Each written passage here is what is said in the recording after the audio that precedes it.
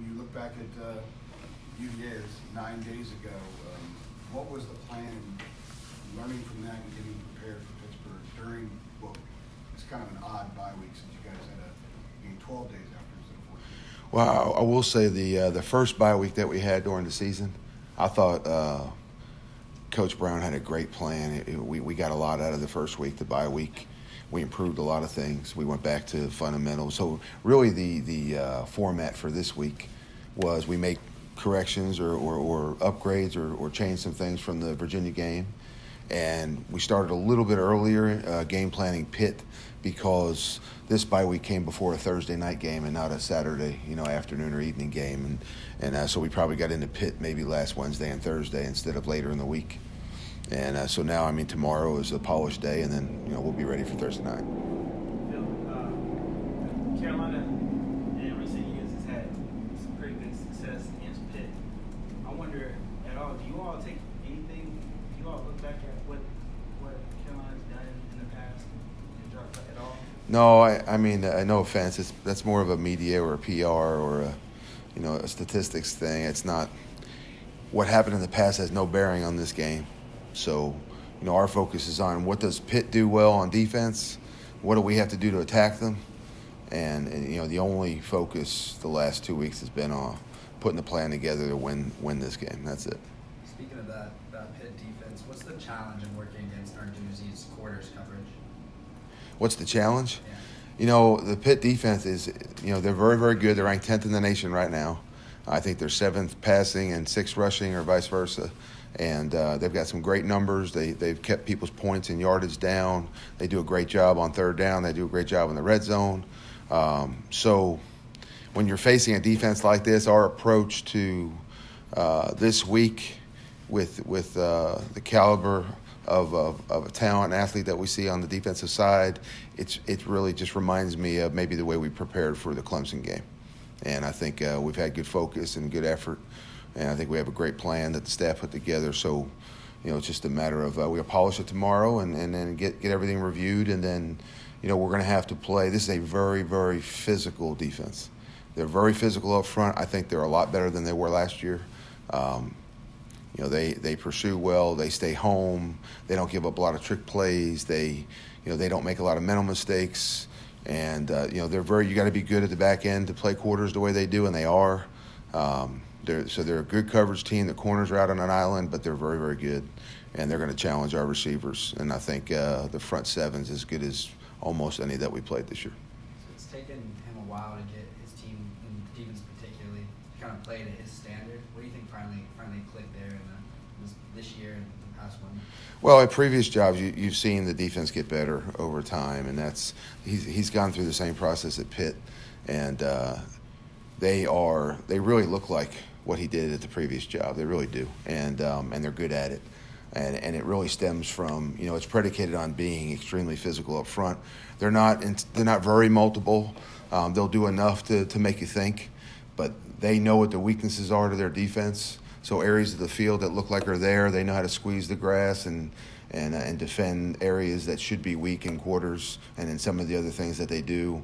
And like anything else, I think anytime you have a front four like they do, it provides you with the ability to do some things because you don't necessarily need to pressure to make the quarterback feel uncomfortable. Their front four is good enough to be able to do that on their own at times. And so that's going to be the number one challenge is the battle on the line of scrimmage. Nick Polino got on the field some against UVA. Yep. How much more ready is he to give you guys snaps this week? And how much better does that kind of make that group? It does. It just adds more depth. I think he practiced X amount of reps that week, and probably the number of reps he got in the game correlated with what he did in practice. He was a lot more active these last 2 weeks. I think he's feeling good. I talked with him at lunch the other day, and I just said, "How are you really feeling? Are you back to 100%?" He feels good, and I think he's just kind of worked himself back into practice and playing mode here, and so he's on the too deep to get reps and help us, and I think it does. It gives us some depth that we missed earlier on in the season.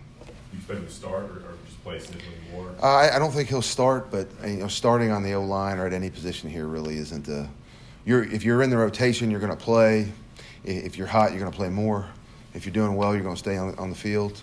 If you're not, we'll rotate you through and keep everybody fresh. And that's the plan with Nick, just like it is with anybody else that's in the rotation. Pittsburgh is second in the nation, I think, in sacks per game, but they're not the only one in the conference. You guys have gone through Virginia, Miami, Clemson.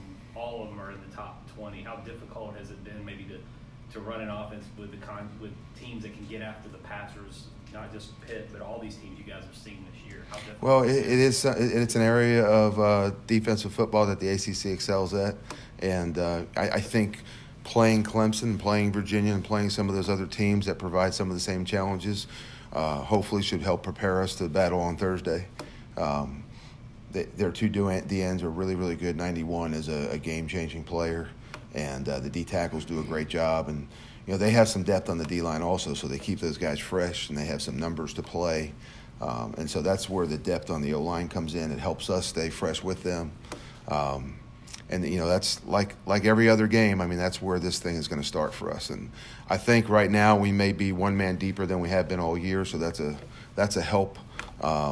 And we've had a couple good weeks of practice for this game, so it will come down to who wins the physical battle at the line of scrimmage. That's kind of how I feel every week, but that's the must this week if we're going to score against Pittsburgh. How has Nick been during this time he's been out, as far as being supportive of the other guys, helping the other guys, because there's been so much youth on the line? Have you been kind of like a mock coach for you guys? He's you asked me that about Jace Ruder a while back. I would compare it to that. I mean, he's coaching guys on the sideline. He's involved in drills. You know what I mean? He's as active in meetings as he was before. And the only thing that was missing from Polino was the fact that he wasn't active out there in practice because of the injury. But I don't think Coach Searles would tell you, or I would tell you, or Coach Brown would tell you that there was any other difference in the way he prepared and the way he, helped lead the team. And it's hard to be active and energetic and as fully invested in what you're doing during the week when you're not playing on Saturday. So it's a tribute to our locker room and our players and Nick and Jace and some of the others that have been injured that have done a great job, maintaining the role that we expect and doing the things that we wanted to do all week. And we got the same from Nick. So, and then I don't think that was any surprise to any of the coaches. I think that's what we expected and that's what we got.